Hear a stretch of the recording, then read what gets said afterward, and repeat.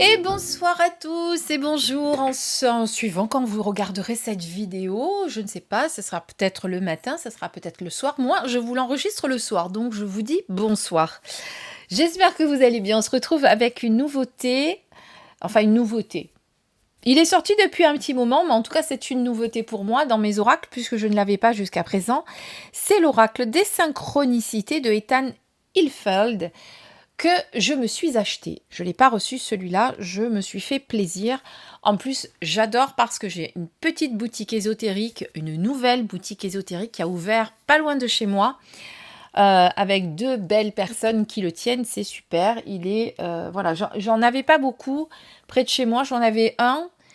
Et sinon les autres étaient un peu plus loin, j'avoue. Et là, du coup, on en a un tout près et c'est génial. Voilà, elle propose plein de choses. Et en plus, ce que j'ai apprécié véritablement, c'est qu'elles reprennent les oracles si on veut les vendre pour une seconde main. Donc moi, j'en poste quand même pas mal sur Vinted. D'ailleurs, tiens, je suis en train de renouveler ma collection. Enfin, c'est pas que je la renouvelle, c'est que je vends ceux que je n'utilise pas. Voilà, parce que je pense qu'à un moment donné, ça sert à rien, que j'en ai de partout dans la maison pour rien. Donc je vais garder mes chouchous, véritablement. Évidemment, je vais tous les vendre. Mais je vais garder vraiment ceux qui me tiennent très très à cœur, les jeux auto-édités principalement, des mass market aussi, mais vraiment ceux qui me touchent et ceux avec lesquels il y a une véritable connexion. Donc l'oracle des synchronicités, je l'ai acheté parce qu'il est vraiment différent des autres et je vais vous expliquer pourquoi.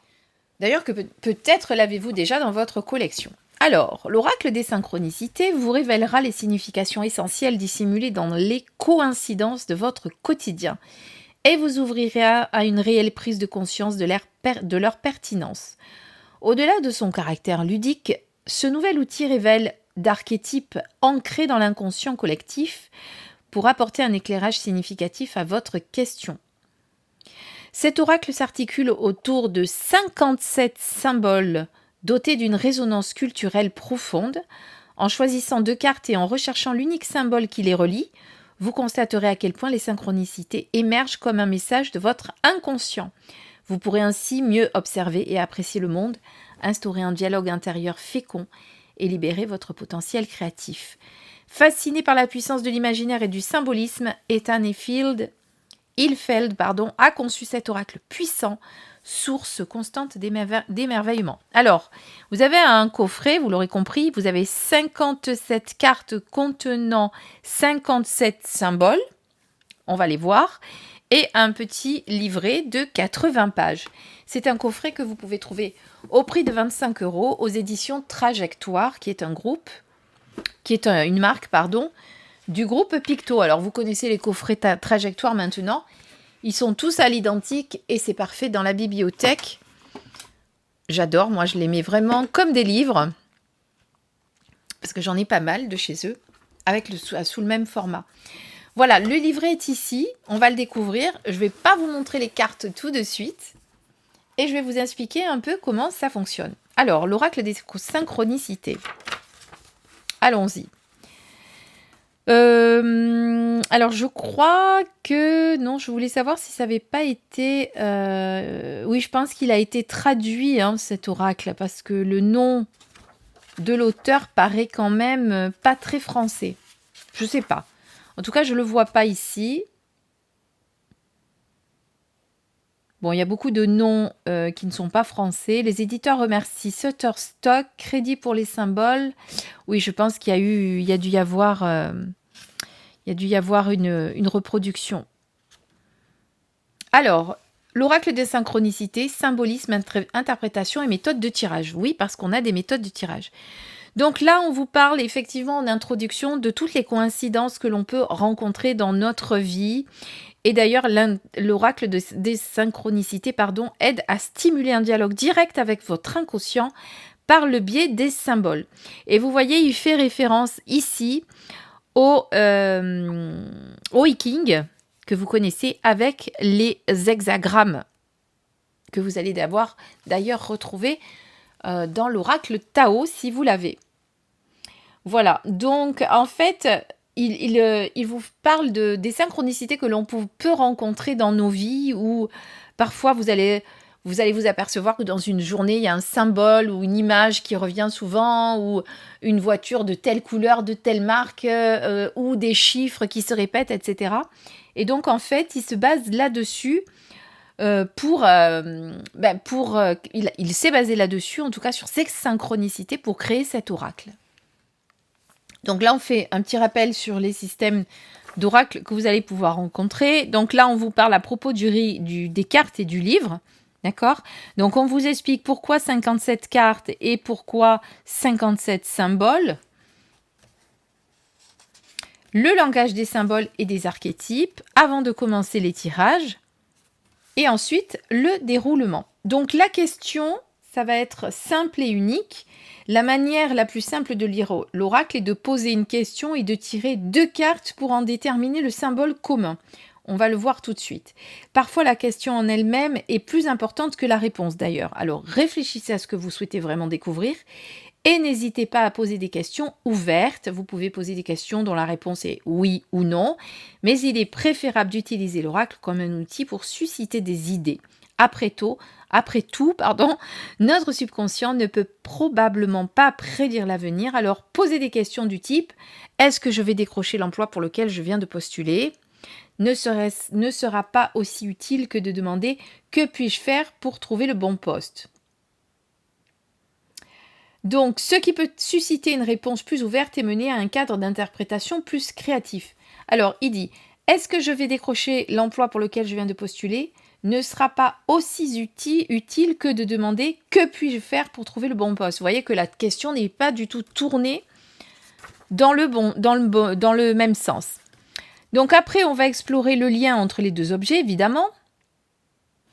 Et ensuite, on vous explique la combinaison classique de l'oracle. Donc dans cette combinaison, vous utilisez la forme hexagonale des cartes pour les relier dans une lecture en mosaïque spécialement créée pour l'oracle des synchronicités.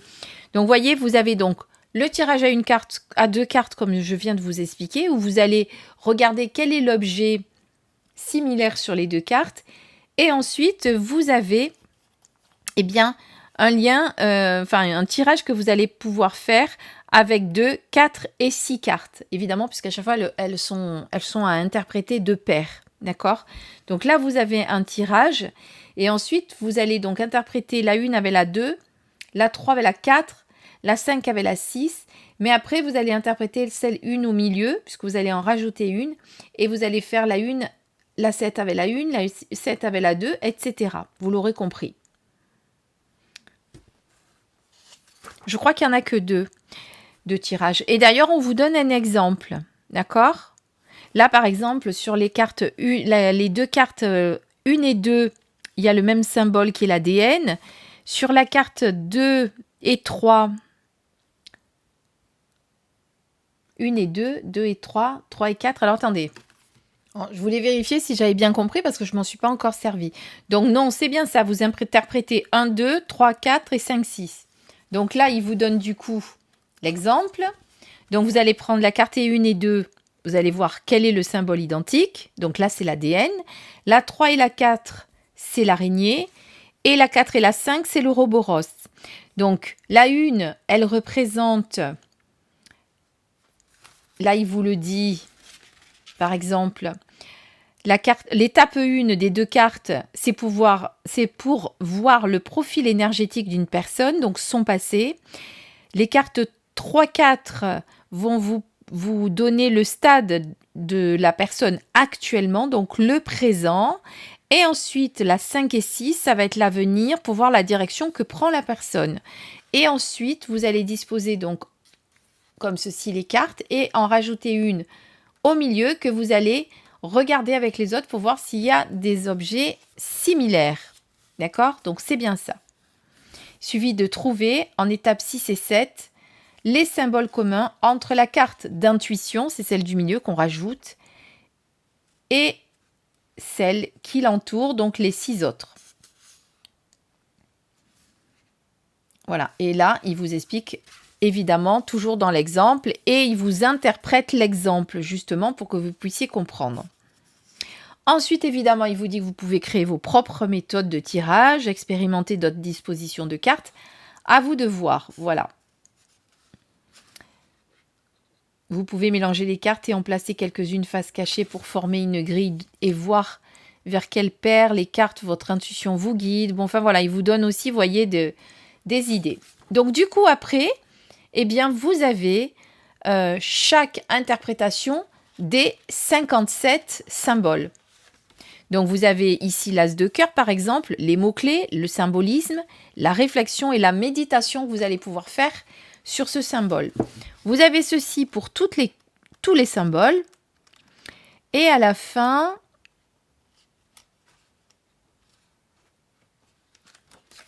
vous avez un petit lexique qui est très bien. Donc là, vous voyez, ça c'est encore les cartes, les 50. Je voudrais arriver à la 50. Voilà. Ah non, le 57, pardon, c'est le 0, le 57. Ensuite, vous avez la combinaison classique, donc où on vous redit, on vous réexplique ici le tirage à cette carte en faisant le passé, voyez le présent et le futur, hein, il vous le redonne. Et ici, vous avez le tableau des symboles. C'est-à-dire que si vous n'avez pas envie d'aller chercher la carte ici, vous allez directement ici. C'est un petit lexique plus succinct avec juste quelques mots-clés qui vont vous aider. Bon, on va faire un test parce que c'est vrai que quand on explique comme ça, on a l'impression que c'est très compliqué, mais pas du tout. Alors, voilà les cartes qui sont hexagonales, donc de forme assez rare, on va dire. On en a peu d'oracles comme ça, il y en a un petit peu. Hein. Ce qui permet effectivement de faire ces tirages comme ça. D'accord? De faire un tirage hexagonal. Voilà, ça peut vous permettre de faire des tirages un peu spécifiques. Alors, on ne va pas regarder toutes les cartes une à une, parce que, vous l'aurez compris, elles ont toutes... Ah bon, on peut en regarder quelques-unes, bien sûr. Donc là, vous voyez, vous avez un miroir, vous avez le soleil, vous avez un Bouddha, vous avez une main, vous avez le clown, vous avez une lune. Ça, je ne sais pas ce que c'est. Et ça, ce petit symbole, c'est de l'eau, des vagues, vous voyez. Ici, vous avez une encre, une hache, vous avez comment ça s'appelle, l'arbre de vie de la Kabbale, une balance, un masque. Ici, vous avez une petite illustration aussi. Vous avez le yin et le yang, vous avez un attrape-rêve, vous avez Thoth, une bougie. Voilà, vous en avez plein. Vous voyez que sur ceux-là, pour l'instant, on a vu qu'il y avait le clown qui était identique. Ici aussi, je vous rassure, elle n'est pas de partout. Vous avez une clé, vous avez une encre. Voilà, vous avez pareil. Ici, vous avez un lion. Donc, il y a beaucoup d'illustrations. Forcément, il y en a 57. Le même nombre d'ailleurs que de cartes. Hein, c'est ce que je vous ai dit. Ici, vous avez un pentacle, un vélo, un sablier, les cartes du tarot. Je crois qu'on l'a déjà vu. Voilà. Ici, vous avez le Sagittaire, je crois, celui-ci. Il me semble, je ne sais plus, mais c'est pas très grave. Voilà. En tout cas, voilà toutes les cartes, comment elles sont, avec des illustrations. Et ensuite, à vous de faire un tirage pour vérifier si vous avez deux symboles identiques. Alors, je pense qu'il y a toujours... Je ne sais pas comment ça se passe si on ne voit pas de symbole. Il faudra que je regarde si dans le livre, on nous le dit. S'il n'y a pas de symbole identique. Voilà. Et moi, je trouve que cet oracle est très bien. Évidemment, plus pour travailler sur du développement personnel, parce que chaque objet a une signification. Vous savez, c'est un peu comme l'oracle de l'Ulumineuse que je vous ai présenté l'autre jour, là, qui est sur les signes. C'est un peu la même chose. C'est les signes que vous allez voir sur une image. Qu'est-ce que ces signes ont à vous dire? Alors, je mélange. Là, on a deux qui ont sauté. Tiens, on va les regarder, puisqu'elles sont sautées. Est-ce qu'on a des correspondances? Eh bien, oui. On a... c'est une pièce d'un jeu d'échecs, ça, il me semble. Hein. Je ne suis pas très échec, moi. Là, on a des ailes. Vous voyez, là, on a le homme. La carte à jouer. Ça, il faut que je sache ce que c'est comme objet. Alors voilà, par exemple, vous avez posé une question, je sais pas, je dis n'importe quoi. Bon, on va pas poser de questions parce qu'il y en a pas qui me viennent là tout de suite. Alors par contre, ce que je fais, je vais aller au lexique à la fin pour le retrouver plus facilement, du coup. Qu'est-ce que j'ai dit? C'est la pièce... Enfin, moi, il me semble que c'est une pièce de... C'est le roi d'échecs, j'ai raison. Je ne suis pas très échec, mais par contre, j'ai trouvé. Donc, on est sur la vulnérabilité, la défense, l'attaque, le calcul et la stratégie. Donc, par exemple, si on avait posé la question... Alors, attention, bien poser la question par rapport à ce qui nous a conseillé au début. D'accord? Si vous avez un doute, vous retournez voir. Que puis-je faire pour trouver le bon poste? Tiens, par exemple, qu'est-ce que je peux faire pour trouver le bon poste? Eh bien, là, on vous demande d'être plus stratégique, donc de peut-être s'organiser, de poser, de prévoir les choses. Vous savez, pas chercher comme ça juste au hasard un poste, mais d'être plus dans la stratégie, dans la réflexion, dans l'étude, parce qu'à l'échec, on est là, on est stratégique, on réfléchit, on étudie, on se lance pas comme ça tout de suite. On se pose d'abord et puis on réfléchit avant de passer à l'action quand on joue aux échecs. Même si je joue pas aux échecs et que je sais pas du tout y jouer, je sais que c'est comme ça. Pour l'avoir vu, comment elle s'appelait d'ailleurs, cette série super là que j'avais adorée justement, avec cette fille qui était super douée aux échecs. Je me rappelle plus. Tiens, c'est pas grave. Alors, voilà. C'est parce que je le regardais à l'envers, forcément. Si on regarde à l'endroit, c'est mieux. C'est une fiole bouillonnante sur le feu. Donc, regardez. Je vous montre un peu tous les symboles que vous avez ici. Comme ça, on ne le fait pas page par page, mais au moins vous l'avez ici. Voilà. Les amants chakras, une couronne. Vous avez des cristaux. Vous avez de l'ADN, la colombe, la trappe-rêve, on l'a vu, l'extraterrestre, l'œil d'Horus, les lunettes, la poignée de main, le cosmos, le sablier, l'infini, les écrans, l'arbre de vie de la Kabbale, la clé, le lion, le lotus, le baiser, je ne l'ai pas vu, tiens, le baiser, le miroir, la lune, le nuage atomique, homme et la fleur de lotus, l'ouroboros, la main, le pan, c'est la flûte de Pan, du coup. Oui, parce que le personnage, c'est pas un pan. Le pentagramme, le symbole pi, le prisme et l'arc-en-ciel. Donc, il y en a deux ici. Donc, vous avez la plume, vous avez le sagittaire, je ne me suis pas trompée, la balance et de la justice, la barre du gouvernail, les squelettes, la toile d'araignée, le soleil, la cible, le tarot, Thoth, le jongleur sur monocycle, les vagues, le chat qui salue, les ailes, le yin et le yang et le zéro. Voilà. Vous voyez, donc ça peut vraiment, vous pouvez vraiment avoir beaucoup de combinaisons possibles avec ces 57 symboles. Et du coup, vous avez 57 messages différents, forcément, puisque, voilà. Et en plus, l'avantage, on va le mettre en... Comme ça. Attendez, que je fasse pas de bêtises. Oui, c'est comme ça. Je suis pas très douée, moi. Qu'est-ce que je fais? Voilà. Là, on fait ça. Là, on fait comme ceci. Du coup, il faut avoir un peu de place. Ici, on revient ici. On va imaginer ce qu'on fait. Je vous le fais pour juste pour voir. Voilà. Donc, vous voyez, par exemple, ici, j'espère que vous voyez tout. Bon, c'est pas grave, je vais vous le mettre comme ça. Voilà, par exemple, un tirage que vous aurez fait. Donc, vous allez d'abord interpréter ces deux-là. Alors, par exemple, ici, on a les jeux d'échecs. Pour le passé, donc c'est la stratégie. Qu'est-ce que je vous ai dit d'autre? la stratégie, la défense, l'attaque pour le passé, suivant la question.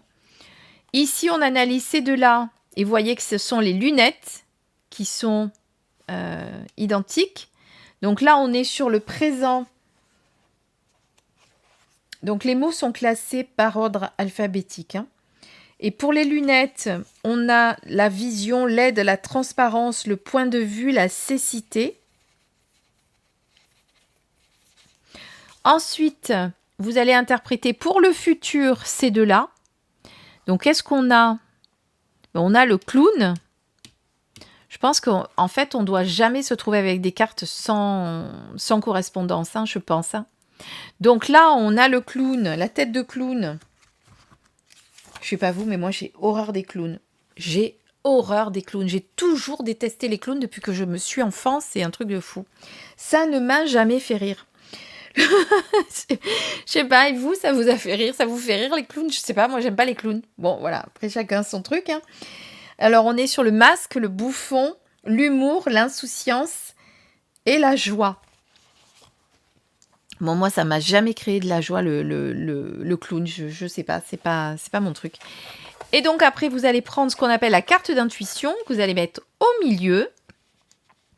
Et là, eh bien, vous allez voir si vous avez des correspondances. Je vais lire, par exemple. Donc, le sujet a ensuite compté les symboles communs entre la carte centrale et les voisines, tout en ignorant les liens entre les cartes et à la périphérie du cercle. Il a obtenu comme symbole dominant 3 pommes croquées. C'était pour lui le signe qui devait méditer sur le fait de ne plus être jeune et innocent, mais expérimenté et plus sage. Donc ça, c'est l'exemple qu'il nous donne.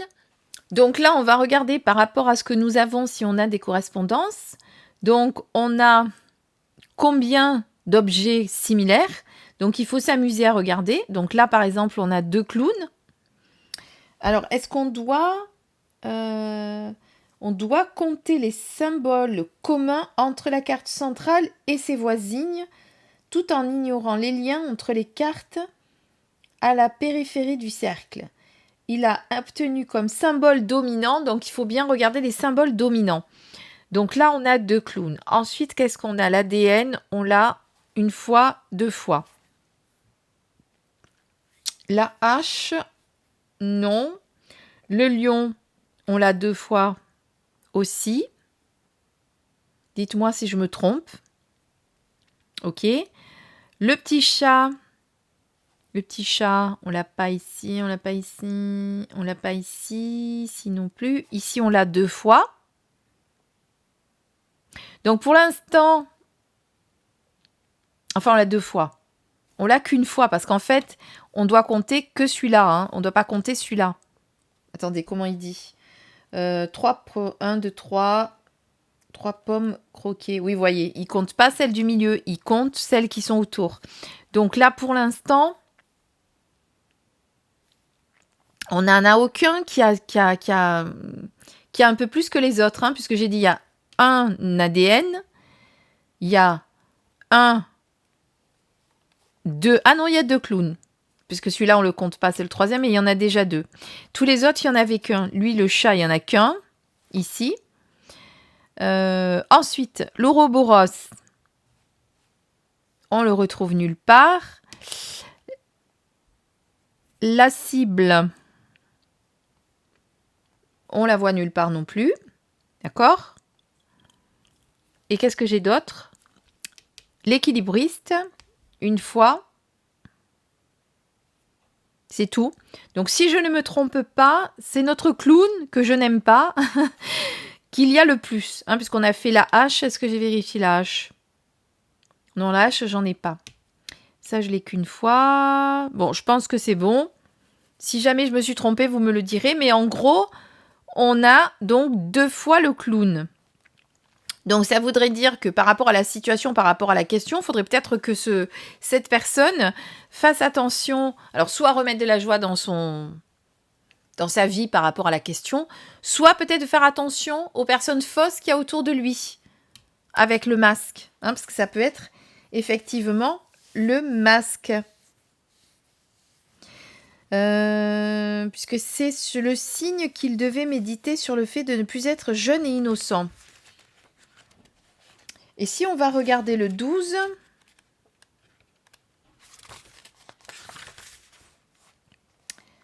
imaginez que vous êtes triste. Alors, le rire est désormais une thérapie reconnue. Rire aux éclats libère les tensions. Donc, en fait, c'est peut-être remettre de la joie ici, vous voyez, par rapport à ce qu'on pourrait lire sur la signification qu'a donné l'auteur. Mais, comme d'habitude, vous laissez faire votre intuition et en fonction de la question, si vous estimez que c'est qu'il faut se méfier de quelqu'un qui porte les masques ou de faire attention que la personne en question, justement le consultant, montre son véritable visage et arrête de se cacher derrière des faux semblants ou n'ose pas montrer véritablement qui il est, évidemment, comme d'habitude, vous allez adapter ce que vous allez voir, ressentir par rapport à la question. D'accord ? Parce que là, il parle principalement de la joie, de l'insouciance, de la tristesse. Mais vous voyez que quand on parle de masque, ça peut être porter des masques aussi. D'accord ? Voilà, bon. Après, vous allez adapter évidemment par rapport à ce que vous faites comme tirage. Là, c'était vraiment pour vous donner un exemple concret et vous montrer comment vous pourriez articuler la chose. Ok ? Voilà, j'espère que ça vous a plu. J'espère que vous êtes allés jusqu'au bout de la vidéo. Et comme sur la dernière vidéo, tiens, on s'amuse en ce moment. Si vous êtes allés jusqu'à la fin de la vidéo, c'est-à-dire jusque-là, eh bien, vous allez me marquer le mot masque en commentaire. Voilà. Petit jeu en ce moment, j'aime bien les petits jeux. Je vous fais participer un peu parce que je sens que, voilà, vous n'êtes pas trop en participation en ce moment, donc il faut participer, voilà, allons-y. Donc, on écrit masque en commentaire. Après, vous pouvez écrire autre chose si vous le souhaitez dans le commentaire, mais d'abord masque. Et je comprendrai que vous êtes venu jusqu'au bout de la vidéo et que vous avez donc regardé cette interprétation que je vous ai proposée. Je vous embrasse et je vous dis à très vite pour une prochaine vidéo, pour un prochain... peut-être pour une prochaine découverte ou peut-être pour une prochaine guidance. Il va falloir que je fasse des guidances aussi. Et pourquoi pas utiliser celui-là pour le faire, tiens. Allez, peut-être. Dites-le moi en commentaire si vous aimeriez que je fasse une guidance avec ce genre de jeu. Je vous embrasse très très fort. Je vous souhaite plein de bonnes choses. Prenez grand soin de vous. Bisous.